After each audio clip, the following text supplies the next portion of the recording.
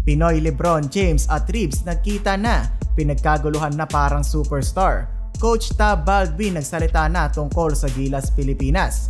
Mga senaryo na dapat mangyari para maka-advance pa ang Gilas sa second round.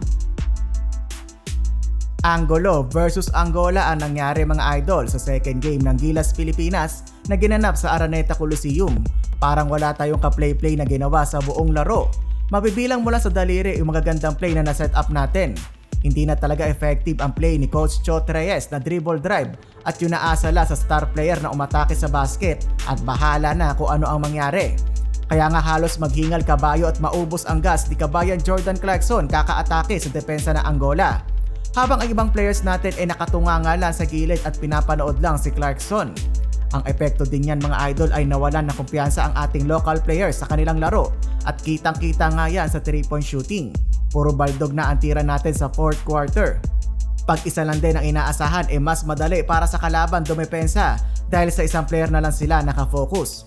Yan ang nangyari mga idol sa ating game laban sa Angola.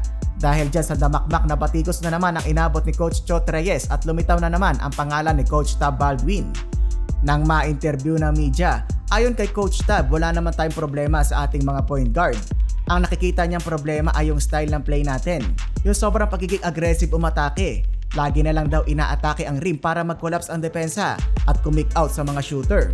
At tuwing gagawin natin ang ganyang style, umasa na daw tayo ng mas maraming turnover. Bago nga ang laban napredict pa ni Coach Tab Baldwin ang mangyayari sa laban ng Gilas at Angola. Ayon sa kanya magaling dumepensa sa ilalim ang Angola, sigurado mahihirapan daw tayo. Kaya kailangan ni Clarkson na mas maging distributor kaysa maging scorer. At kailangan daw pumasok ang ating mga 3-pointer. Na hindi nga nangyari mga idol tulad ng prediksyon ni Coach Tab Baldwin. Kaya nga tayo natalo ng Angola at nagkagulo-gulo sa buong laban. May pag-asa pa naman mga idol ang Gilas na makaabante sa susunod na round. Pero parang dadaan sila sa butas ng karayom. Unang dapat mangyari ay matalo ng Dominican Republic ang Angola. Kung mangyari yan ay nasa atin na ang bola at dapat matalo naman natin ang Italy ng 13 points. Magawa kaya natin yan sa world number 10 pa na Italy.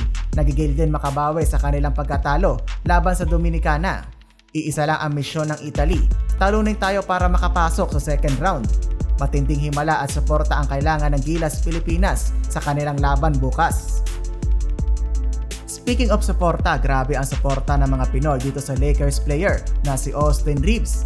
Binumog na naman si AR-15 sa isang sneaker event na ginanap dito sa ating bansa.